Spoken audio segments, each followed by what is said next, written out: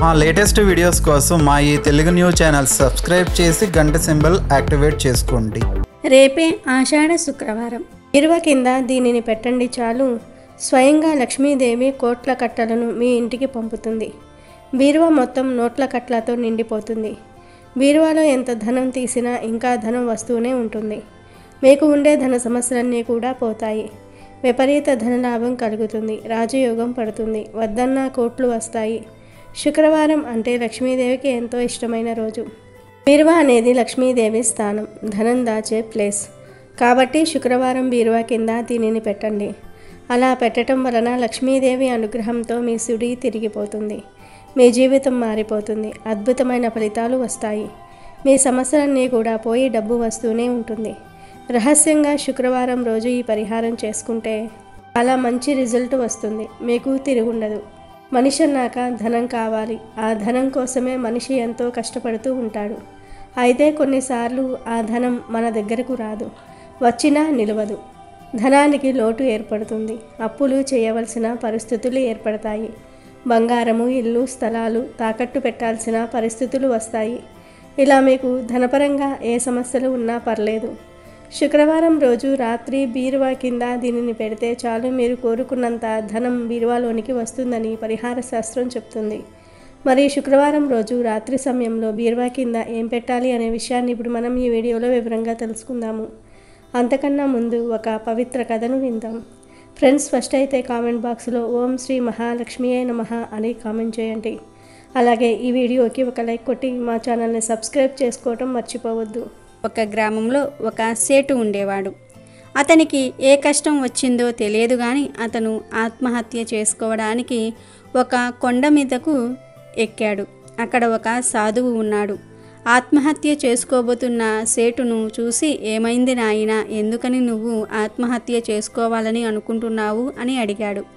అప్పుడు ఆ సేటు సాధువుతో ఇలా చెప్పాడు: నేను వ్యాపారం చేస్తూ బ్రతుకుతున్నాను, కానీ ఈసారి నాకు వ్యాపారంలో బాగా నష్టం వచ్చింది. చేతిలో చిల్లి గవ్వ కూడా లేదు. నేను నా కుటుంబాన్ని కూడా పోషించుకోలేకపోతున్నాను. నాలాంటి వాడు బ్రతికి ఉన్న ప్రయోజనం లేదు అని చెప్తాడు. ఆ మాటలు విని సాధువు, నువ్వు చనిపోతే మరి నీ కుటుంబం సంగతి ఏమవుతుంది అని అడుగుతాడు. సాధువు ఆ సేటు చెయ్యి పట్టుకొని తనను కిందకు తీసుకుని వచ్చాడు. సాధువు అంటున్నాడు, చూడు, నీకు ఈసారి వ్యాపారంలో నష్టం వచ్చింది, కానీ తరువాత మళ్ళీ లాభాలు వచ్చే అవకాశం కూడా ఉంది. వ్యాపారంలో నష్టం వచ్చిందని, జీవితంలో సుఖం కరువైందని ఇలా ఆత్మహత్య చేసుకుంటే ఏమి లాభం ఉంటుంది? మనం ఏదైనా పని ప్రారంభించే ముందు వాటిల్లో కలిగే ఆటంకాలకు, లాభ నష్టాలకు అన్నిటికీ కూడా సిద్ధమై ఉండాలి. సరే, నువ్వు బాధపడకు. నేను నా తపోశక్తితో లక్ష్మీదేవిని ప్రసన్నం చేస్తాను. లక్ష్మీదేవి ఇక్కడకు రాగానే నువ్వు నీకు కావాల్సింది అడుగు అంటాడు. అప్పుడు ఆ సేటు సాధువు చెప్పిన మాటలను సరిగ్గా వినడు. సాధువు లక్ష్మీదేవికి పూజ చేసి ఆమె అక్కడకు వచ్చేలాగా చేస్తాడు. ఒంటి నిండా నగలతో, చేతిలో బంగారపు బిందెను పట్టుకుని ఒక స్త్రీ నిలబడింది. ఆమె లక్ష్మీదేవి. లక్ష్మీదేవిని చూసి సేటు ఆశ్చర్యపోయాడు.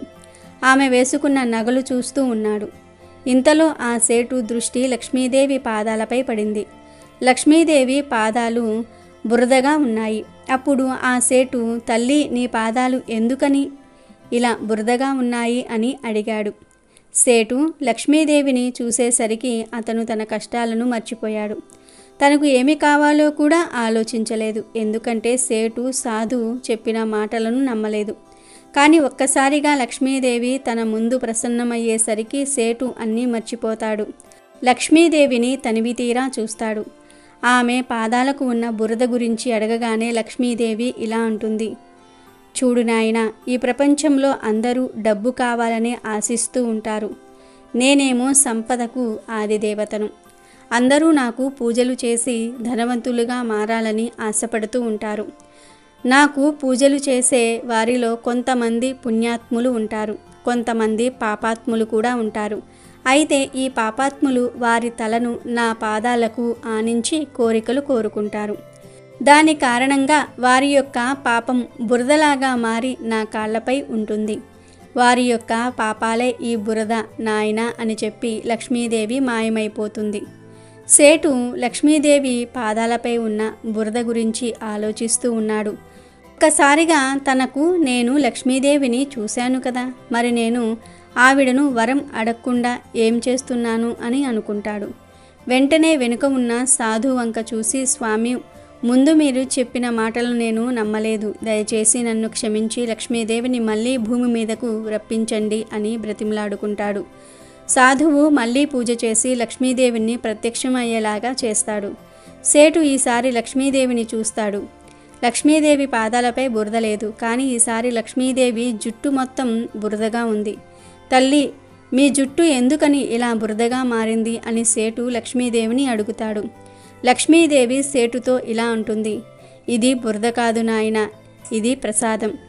ఎవరైతే నాతో పాటు అందరి దేవతలను సరిసమానంగా పూజిస్తారో, ఎలాంటి కోరికలు లేకుండా కేవలం భక్తితో నన్ను పూజిస్తారో, వారి పాదాల వద్ద నేను నా శిరస్సును ఉంచుతాను.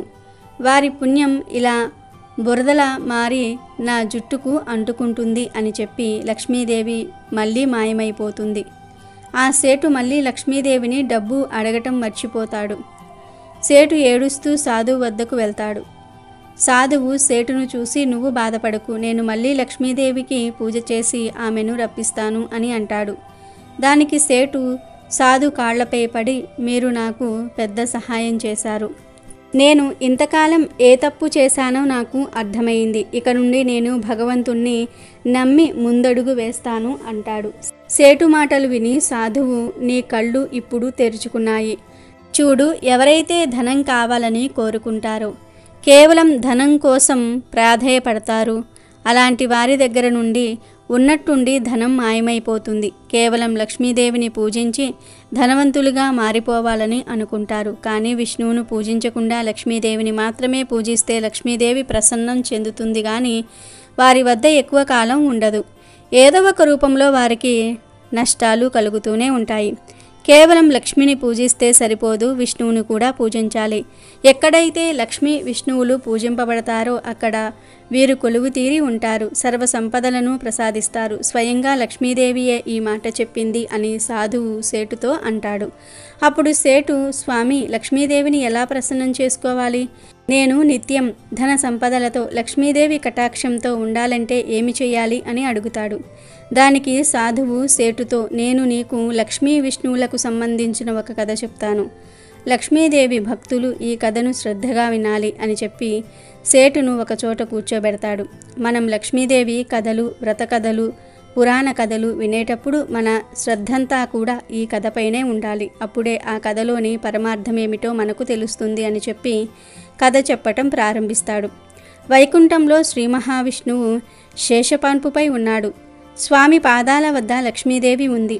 విష్ణువు కళ్ళు మూసుకొని నవ్వుతూ ఉంటాడు. అది చూసి లక్ష్మీదేవి, ఏమైంది స్వామి, ఎందుకని అలా నవ్వుతూ ఉన్నారు అని అడుగుతుంది.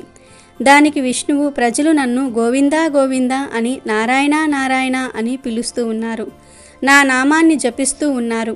ప్రజలకు నాపై అపారమైన భక్తి ఉంది కదా దేవి అని విష్ణువు లక్ష్మీదేవిని అడుగుతాడు. దానికి లక్ష్మీదేవి, స్వామి, ప్రజలు చాలా తెలివైన వారు. వారు మీ పేరును పలుకుతూ ఉంటుంది కూడా నా కోసమే, నేను ప్రసన్నం చెందడానికే అని అంటుంది. ప్రజలు కేవలం నన్ను ప్రసన్నం చేసుకోవడం కోసమే నా భర్త అయిన మిమ్మల్ని పూజిస్తూ ఉన్నారు అంటుంది లక్ష్మీదేవి. లక్ష్మీదేవి మాటలు విన్న విష్ణువు, అవునా, సరే అయితే నేను ఒక బ్రాహ్మణ వేషంలో భూమి మీదకు వెళ్తాను. నేను అక్కడ ప్రవచనాలను చెప్పి ప్రజలకు నాపై ఉన్న భక్తిని నీకు నిరూపిస్తాను అని చెప్పి వైకుంఠం నుండి నేరుగా భూలోకానికి వచ్చి ఒక బ్రాహ్మణుడిగా మారుతాడు. బ్రాహ్మణ రూపంలో ఉన్న విష్ణుమూర్తి ఒక వర్తకుడి ఇంటికి వెళ్ళి తలుపు కొడతాడు. ఆ వర్తకుడు బయటకు వచ్చి, ఎవరు మీరు అని బ్రాహ్మణుణ్ణి అడుగుతాడు.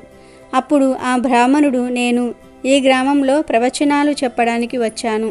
నాకు ఒక చోటును చూపిస్తే నేను అక్కడ ఉండి ప్రవచనాలు చెప్పుకుంటాను అని అంటాడు. వర్తకుడు బ్రాహ్మణుడితో, మీరు ప్రవచనాలు చెప్పడానికి వచ్చారు కాబట్టి మీరు ఎన్ని రోజులు ఉండాలనుకుంటుంటే అన్ని రోజులు మా ఇంట్లో ఉండండి. దైవ కథలు చెప్పేవారు దైవంతో సమానం. మీకు నేను సేవలు చేస్తాను అని చెప్పి బ్రాహ్మణ రూపంలో ఉన్న విష్ణుమూర్తికి తన ఇంటిలోనే నివాసం ఏర్పాటు చేశాడు. బ్రాహ్మణ రూపంలో ఉన్న విష్ణుమూర్తి రోజు గుడి వద్దకు వెళ్ళి ప్రవచనాలు చెప్పేవాడు. రోజురోజుకు బ్రాహ్మణుడు చెప్పే ప్రవచనాలు వినడానికి భక్తులు పెరుగుతూ వచ్చారు. అది చూసి బ్రాహ్మణ రూపంలో ఉన్న విష్ణుమూర్తికి ఆనందం కలిగింది. ప్రతిరోజు ప్రవచనాలు చెప్పి తర్వాత వర్తకుడి ఇంటికి వెళ్ళి సేద తీరేవాడు. అలా ఒకరోజు బ్రాహ్మణుడు ప్రవచనాలు చెప్తున్నాడు. వైకుంఠంలో ఉన్న లక్ష్మీదేవి స్వామివారికి తన ప్రభావం చూపించడానికి ఒక ముసలి అవ్వగా మారి స్వామివారు ఉన్న గ్రామంలోనికి వచ్చింది. అప్పుడు ఒక స్త్రీ ప్రవచనాలు వినడానికి హడావిడిగా బయలుదేరుతుంది. ఆమెను చూసి అవ్వ రూపంలో ఉన్న లక్ష్మీదేవి, తల్లి నాకు చాలా దాహంగా ఉంది, కొంచెం త్రాగడానికి మంచినీరు ఇవ్వమని అడుగుతుంది. దానికి ఆ స్త్రీ విసుగ్గా, ఇప్పటికే ప్రవచనాలు వినడానికి చాలా ఆలస్యమయ్యింది, ఇప్పుడు నీకు నీటిని ఇస్తే ఇంకా ఆలస్యమవుతుంది, వెళ్ళమ్మా వెళ్ళు అని అంటుంది. అప్పుడు అవ్వ, నేను చాలా దూరం నుండి వచ్చాను తల్లి, కొంచెం మంచినీటిని ఇచ్చి పుణ్యం కట్టుకో అంటుంది. ఆ స్త్రీ ఇంటిలోకి వెళ్ళి ఇత్తడి చెంబుతో నీళ్లు తెచ్చి అవ్వకు ఇస్తుంది. లక్ష్మీదేవి మాయ వల్ల ఇత్తడిగా ఉన్న చెంబు కాస్త బంగారంగా మారుతుంది. అది చూసి ఆ స్త్రీ ఆశ్చర్యపోతుంది. అవ్వ, మీకు ఆకలి వేస్తుందా, మా ఇంటిలో భోజనం చేద్దువురా అని పిలుస్తుంది. ఆ స్త్రీ ఏమనుకుంటుంది అంటే, అవ్వ నీరు త్రాగితే ఆ చెంబు బంగారం చెంబు అయింది కదా, ఒకవేళ అవ్వ తన ఇంటిలో భోజనం చేస్తే భోజనం చేసిన కంచం కూడా బంగారమయమవుతుంది కదా అని ఆలోచిస్తుంది. అవ్వ రూపంలో ఉన్న లక్ష్మీదేవి ఇలా అంటుంది, మీరు ప్రవచనాలు చూడడానికి ఆలస్యమవుతుంది కదా, ఇక మీరు వెళ్ళండి, నా దాహం తీరింది అని చెప్పి అక్కడి నుండి వెళ్ళిపోతుంది. ఆ స్త్రీ చేసేది ఏమీ లేక తలుపుకు తాళం వేసి ప్రవచనాలు వినడానికి వెళ్తుంది. అక్కడ పక్కన ఉన్న స్త్రీతో తన ఇంటి వద్ద జరిగిందంతా కూడా చెప్తుంది. అలా ఆ వార్త గ్రామంలో ఉన్న అందరికీ చేరింది. వెంటనే ఆ అవ్వ కోసం వెతకడానికి ప్రవచనాలు వినకుండా లేచి వెళ్ళిపోతారు. బ్రాహ్మణుడు ఇంకా ప్రవచనం పూర్తి అవ్వలేదు, ఎక్కడికి వెళ్తున్నారు మీరంతా అని అడుగుతాడు. అప్పుడు ఒక వ్యక్తి, ఆ అవ్వ ఏది తాగితే ఆ పాత్ర బంగారంగా మారుతుందా, అందరం ఆ అవ్వ కోసం వెతకడానికి వెళ్తున్నాం అని చెప్పి ఆ వ్యక్తి వెళ్ళిపోతాడు. బ్రాహ్మణ రూపంలో ఉన్న స్వామివారికి అర్థమైంది ఇది లక్ష్మీదేవి పనే అని. గుడిలో కొంతమంది ఉంటే ఆ కొంతమందికే ప్రవచనం చెప్పడం ప్రారంభించాడు. ఇంతలో ఆ అవ్వ విష్ణుమూర్తికి నివాసం ఇచ్చిన వర్తకుడి దగ్గరకు వచ్చింది. అయితే వర్తకుడికి అప్పటికే ఆ సమాచారం అందింది. అవ్వను చూడగానే, రా తల్లి, నా ఇంటిలో అడుగుపెట్టు, నా ఆతిథ్యాన్ని స్వీకరించు తల్లి అని అంటాడు. అప్పుడు ఆ అవ్వ, నేను మీ ఇంట్లో నివాసం ఉండడానికి వచ్చాను, కానీ మీ ఇంటిలో ఆ ప్రవచనాలు చెప్పే వ్యక్తి ఉన్నాడు కదా, అతను ఉంటే నేను మీ ఇంటికి రాను అని అంటుంది. అవ్వ రూపంలో ఉన్న లక్ష్మీదేవి వర్తకుడితో, మీ ఇంటికే నేను మొదట వచ్చాను, మీ ఇంట్లో ప్రవచనాలు చెప్పేవారు ఉండటంతో నేను రాలేదు, అతను వెళ్ళిపోగానే నేను వస్తాను అని అంటుంది. ఓస్ అంతేనా తల్లి, నేనిప్పుడే ఆ ప్రవచనాలు చెప్పే బ్రాహ్మణుడికి ధర్మశాలలో గది ఇస్తాను అని చెప్తాడు. ఆ రోజున ప్రవచనాలు అయిన తర్వాత లక్ష్మీపతి అయిన విష్ణువు తన ఇంటికి వచ్చిన వెంటనే వర్తకుడు ఇలా అంటాడు, అయ్యా, మీరు పెట్టే బేడ సర్దుకోండి, ఇప్పటి నుండి మీరు ధర్మశాలలో ఉండండి, అక్కడ మీరు ఉండడానికి ఏర్పాట్లు పూర్తయ్యాయి అని అంటాడు. అప్పుడు బ్రాహ్మణ రూపంలో ఉన్న విష్ణుమూర్తి వర్తకుడితో, ప్రవచనాలు పూర్తి అయ్యేందుకు ఇంకా 2-3 రోజులు మిగిలి ఉన్నాయి, అప్పటి వరకు ఇక్కడనే ఉంటాను అని అంటాడు. లేదు, మీరు త్వరగా వెళ్ళండి, నేను వినను, మరొక అతిథికి వసతి కల్పించాలి అని అంటాడు. అలో అవ్వరూపంలో ఉన్న లక్ష్మీదేవి వచ్చి వర్తకుణ్ణి, మీరు కొంచెం బయటకు వెళ్ళండి, నేను వారితో మాట్లాడతాను అని అంటుంది. వర్తకుడు బయటకు వెళ్ళిన తర్వాత లక్ష్మీదేవి విష్ణుమూర్తితో, ప్రభువు, మీరు ఇప్పుడు ఒప్పుకుంటారా, మీ భక్తులు మీకోసం కాదు నా కోసం మీ నామం జపిస్తున్నారని అని నవ్వుతూ అంటుంది. దానికి భగవంతుడు విష్ణుమూర్తి ఇలా అన్నాడు, అవును, ఇదంతా నీ ప్రభావం, కానీ నీవు కూడా ఈ విషయాన్ని అంగీకరించాలి, నీవు నా కోసం వైకుంఠం విడిచి వచ్చావు, ఎక్కడైతే నా కథలు చెప్తారో భజనలు చేస్తారో ఖచ్చితంగా అక్కడే నీవు ఉంటావు అని అంటాడు నవ్వుతూ. ఇక ఆ తర్వాత విష్ణుమూర్తి వైకుంఠానికి అక్కడి నుండి వీడుకోలు పలికాడు. విష్ణుమూర్తి బయలుదేరిన తర్వాత మరుసటి రోజు వర్తకుడు ఇంటి వద్ద గ్రామస్తులంతా గుంపుగా చేరుతారు. ప్రతి ఒక్కరి ఇంట్లోకి ఈ తల్లి రావాలని అందరూ కోరుకుంటారు. కానీ లక్ష్మీదేవి వర్తకుడు మరియు ఇతర గ్రామస్తులందరితో ఇప్పుడు నేను కూడా వెళ్తున్నాను అని అనటంతో అందరూ ఆశ్చర్యపోతారు. అందరూ ఒకేసారి అమ్మా ఎందుకు అలా చేస్తున్నారు, మేము ఏమైనా తప్పు చేశామా అని అడుగుతారు. దానికి లక్ష్మీదేవి, విష్ణుమూర్తి ఎక్కడ ఉంటే అక్కడే నా నివాసం, మీరు నారాయణ్ణి పంపించారు, అందుకే నేను కూడా ఆయన దగ్గరకు పోతున్నాను అని వైకుంఠం చేరుకుంటుంది. ఈ కథ చెప్పి సాధువు సేటుతో ఇలా అంటున్నాడు, నువ్వు లక్ష్మీదేవిని ప్రసన్నం చేసుకోవాలని అనుకుంటే ముందుగా విష్ణువును పూజించు. మీ ఇంటిలో లక్ష్మీ నారాయణులను చిత్రపటాన్ని పెట్టి భక్తి శ్రద్ధలతో పూజించు. కేవలం కోరికలపైనే దృష్టి పెట్టకండి.